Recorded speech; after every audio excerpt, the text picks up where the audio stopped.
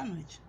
Semana passada nós fizemos a atividade, para reconhecer o sistema dentro do município de Macaé. E durante essa semana, de agora em diante, vocês vão observar como realmente o SUS funciona se falando em dados estatísticos e organizacionais. Tá bom? Então vamos lá. Já entenderam qual é a diferença entre surto, pandemia, endemia e epidemia?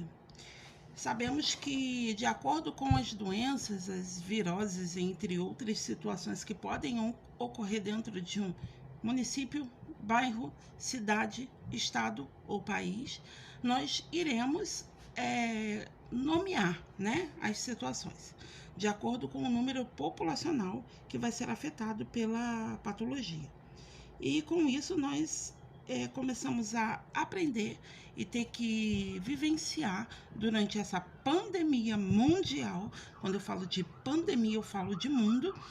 Começamos a vivenciar todos os estágios dentro do nosso país, que sabemos que não é somente para o nosso território, sim uma situação que afetou o Brasil e o mundo,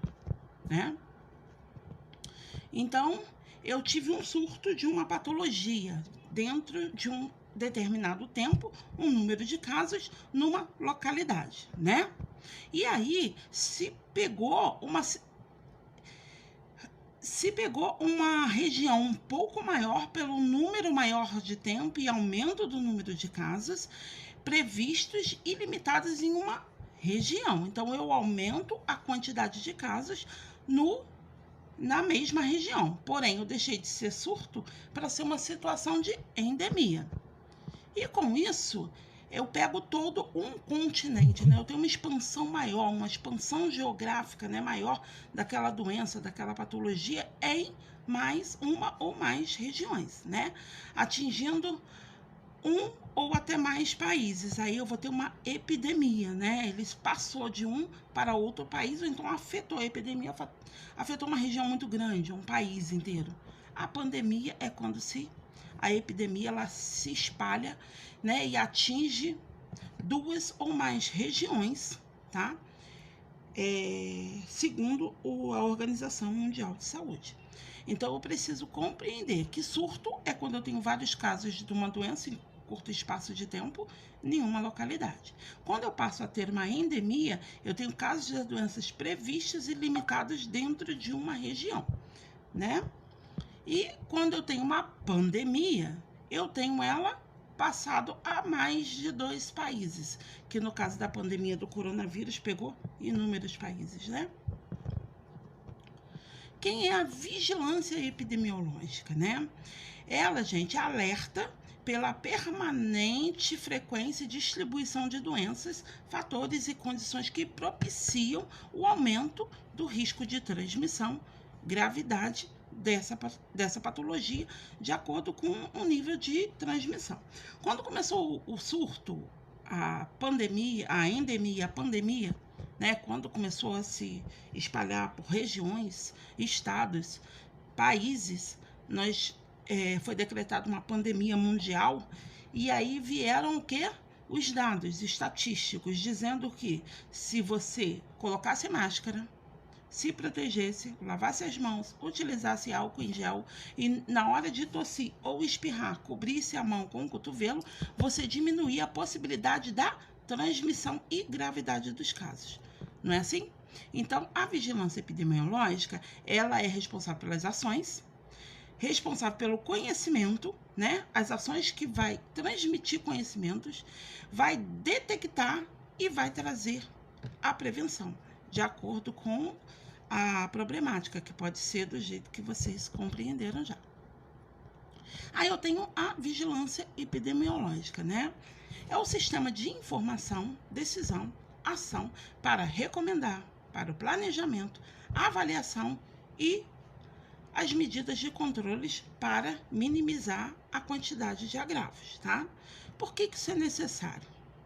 A vigilância epidemiológica ela é muito necessária, porque ela é um componente que, gente, é imprescindível, para os programas de controle a qualquer tipo de patologia, né?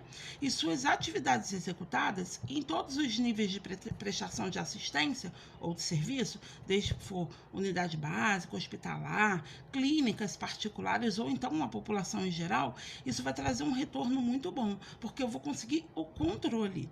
Mas claro que medidas de prevenção e medidas de controle só vão funcionar se eu compreender e começar a agir com responsabilidade em cima das recomendações dadas pela Vigilância em Saúde e o Ministério da Saúde, né?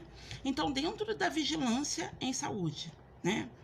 Epidemiológica, dentro da vigilância em saúde, eu vou ter algumas áreas. Eu tenho a vigilância em saúde sanitária, epidemiológica, ambiental e também a vigilância em saúde do trabalhador, tá?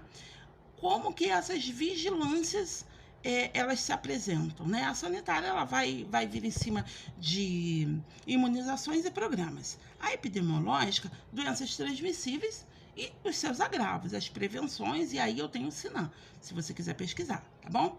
A ambiental, ela vai vir com estatística, né?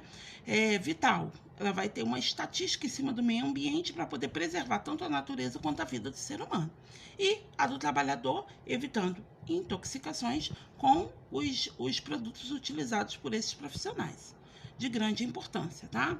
E aí vem a tal da notificação compulsória. Ela acontece com as doenças de notificação, classificada como compulsória, tá?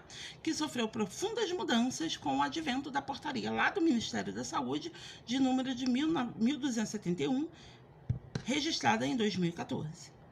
Publicada no dia 6 de junho, também do mesmo ano, que revogou a portaria 104 de 2011. Se você ficou curioso e quer saber as mudanças, é muito legal você dar uma pesquisada, porque essas coisas costumam cair em cima de concurso público, tá?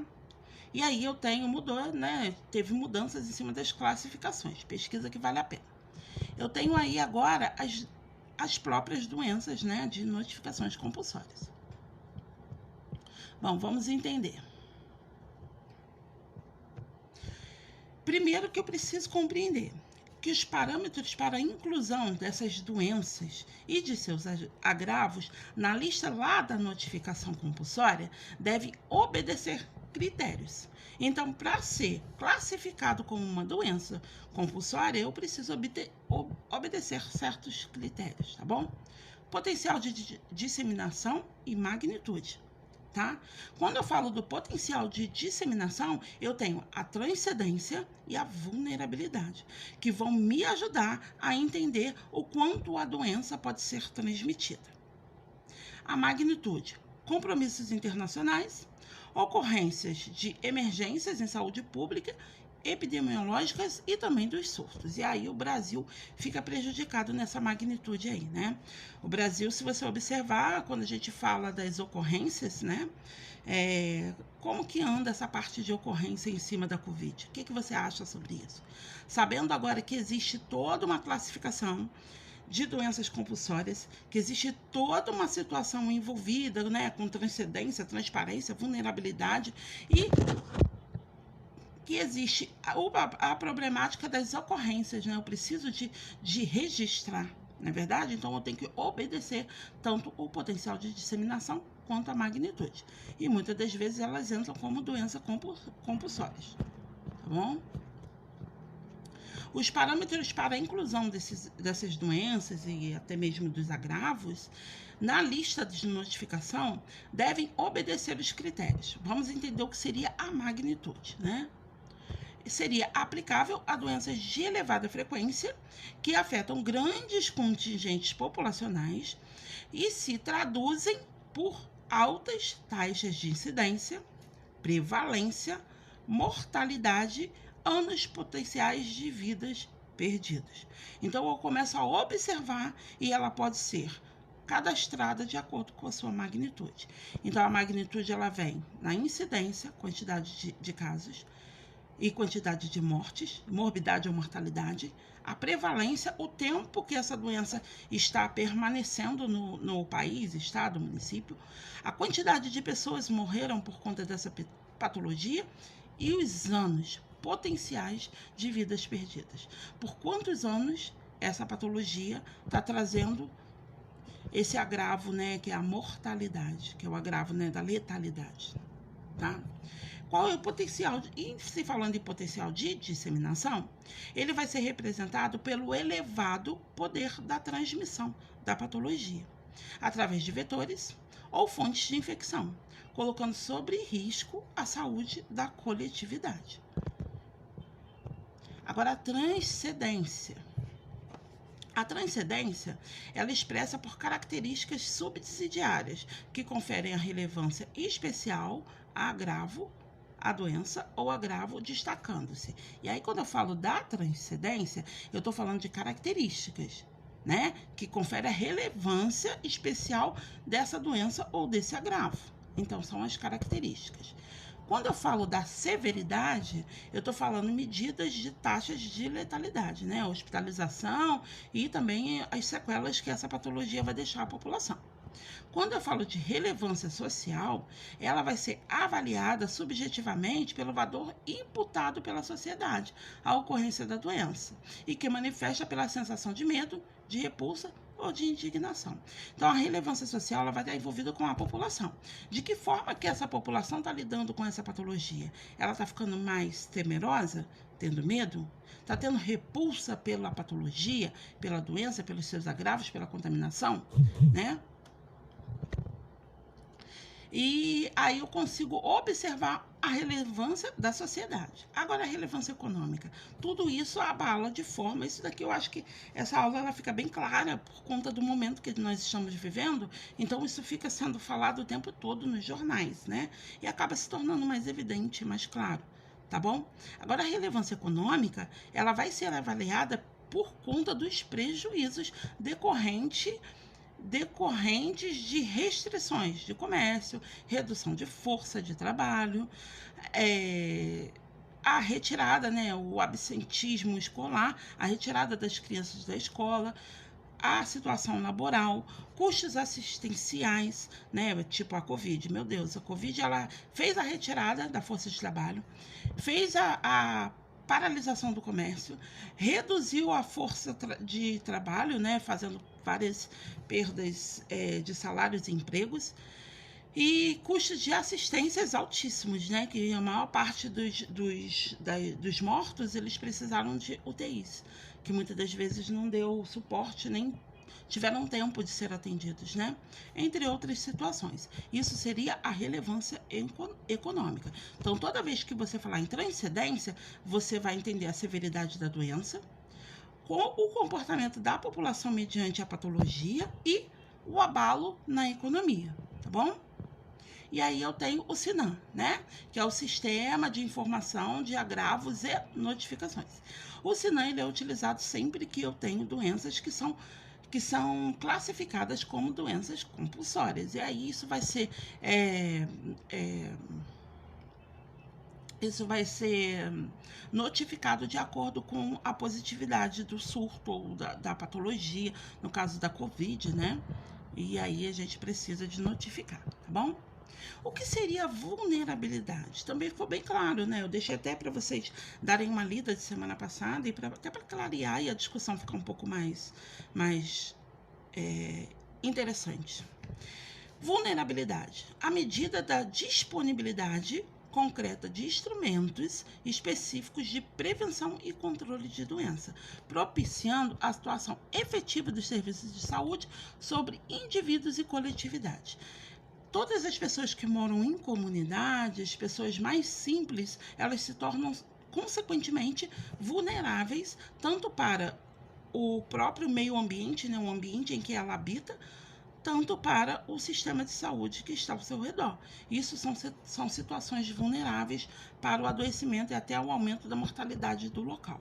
Isso também é bem falado nesses períodos de Covid, tá? Compromissos internacionais. Vamos lá? Acho que essa aula ficou bem clara por conta do momento. Eu acho que vocês devem aproveitar esse momento para entender, porque vocês vão conviver com isso para o resto da vida, ok? Compromissos internacionais. Eles são relativos ao cumprimento de metas continentais ou mundiais de controle eliminação ou erradicação de doenças, né? Prevista de acordo firmados pelo governo brasileiro com organismos internacionais. Então, o compromisso internacional é o compromisso que se é fechado para ajudar os países mais pobres nesses momentos de pandemia. E vocês viram que logo assim que chegou essa pandemia no Brasil, né? Que chegou o Covid-19 no Brasil, foram investidos vários milhões, bilhões e bilhões de dinheiro que veio do exterior para o controle, né? A erradicação, o controle da situação dentro do Brasil. E aí eu tenho a Covid-19 como exemplo, né? E se vocês pesquisarem, vocês vão observar o quanto que esses países acabam investindo para poder terminar ou eliminar a patologia, a incidência, a pandemia dos países mais pobres, que são preocupações mundiais, né? Aí eu tenho aí, como resposta, né, mundial, a Covid-19, como uma pandemia, como uma preocupação também lá na transcendência, né, porque foi afetado em todos os países as 3 áreas, e eu tenho como resposta os países mais ricos, dando esse suporte em cima dos países subdesenvolvidos. Porém, nos países subdesenvolvidos, a gente tem uma grande sequela, que simplesmente as corrupções, e acabam dinheiro chegando para ajudar a população que não chega, né, em mãos. A ocorrência de emergências em saúde pública, epidemias e surtos. Bom, são situações que vão impor, tá, notificações imediatas de todos os eventos de saúde. Temos falha? Não preciso responder, né? Que implica um risco de disseminação de doenças com o objetivo de delimitar a área onde existe o maior número de ocorrências para elucidar o diagnóstico, né? Não elucidar ou erradicar, quem dera, mas pelo menos o diagnóstico e deflagrar medidas de controles aplicáveis. Então eu preciso, né? Vamos supor, Rio de Janeiro, eu preciso ter uma notificação de 100% dos casos de doenças e óbitos, porque se eu não tenho essa notificação, como que eu vou fazer medidas de controle se eu não cheguei no número total de pessoas afetadas pela Covid? Fica difícil. Tá? Isso deveria ser um trabalho sério, deveria ser um trabalho levado a sério pelas nossas organizações ou pela nossa política. Tá? São mecanismos próprios de notificação que devem ser instituídos com base da apresentação clínica e epidemiológica. Primeiro, os médicos notificam e esses dados vão todo para o setor de epidemiologia, no controle do Ministério da Saúde, para poder conseguir fazer os mecanismos, tá, de ação no controle ou erradicação da doença. Então, esse seria o quadro de notificação compulsória imediata, tá?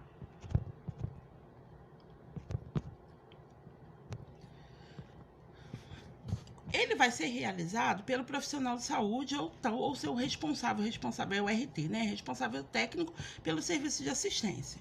Então, o profissional de saúde, o médico, o enfermeiro, ele tem a atribuição de notificar todo e qualquer caso positivo daquela patologia no local. Então, deveria ser notificado todos os casos. Mas, para se notificar casos, eu tenho que ter exames que vão me dar a certeza se aquela região está passando por qual estágio da doença. Por que o Brasil está estagnado? Porque não se houve notificação. A gente nunca sabe se tem pico, que pico foi, onde foi, quando foi, não se sabe, porque não se houve notificação. O Brasil é um país país de larga extensão territorial, com uma numeração um quantitativo populacional muito grande, porém não tem controle, não tem políticas eficazes que fazem as coisas funcionar, o que traz prejuízos absurdos e gigantescos para a população, tá bom? A autoridade de saúde que recebe a notificação compulsória imediata deverá informá-la em até 24 horas do seu recebimento. Entendeu por quê? Que todo dia tem atualização? Aconteceu o fato, você tem 24 horas para chegar na mão do setor do Ministério da Saúde e Epidemiologia, tá? E as autoridades de saúde garantirão o sigilo, né? O sigilo das informações. Nós não vamos deixar à mostra o nome, idade, local, né, deixar o sigilo das informações do cliente, do paciente, porém, essa notificação ela vai estar sobre responsabilidade e vai ser quantificada, tá? As autoridades de saúde garantirão para os profissionais de saúde, órgãos de controle social e a população geral. Então, vai ter uma garantia de divulgação, não só para mim, que trabalho, para nós, que somos profissionais da área de saúde, mas para todos os órgãos de controle e também para a população. Nós temos o direito de saber em qual situação que se encontra o nosso país, tá? Todas as unidades de saúde, sendo ela pública, privada, filantrópica, independente, devem fazer parte desse sistema de notificação, tá? Como também todos os profissionais de saúde e a população em geral. Todos nós devemos participar desse controle. E ficamos por aqui. Essa é a nossa primeira parte de aula. Tá bom? Nós vamos conversar um pouquinho sobre, eu vou passar uma pergunta e vou passar um material complementar e em seguida a gente passa a segunda parte de aula. Ó, fiquem atentos, prestem bastante atenção no que está sendo ensinado e interaja com a atualidade, que está dando para aprender bastante de saúde pública, porque nós estamos no meio de uma pandemia, utilizando a saúde pública. Gostaríamos que fosse de uma forma mais eficaz, porém, nós sabemos que temos algumas falhas, né, políticas e governamentais. Porém, tem muita gente tentando fazer a diferença. Até a próxima.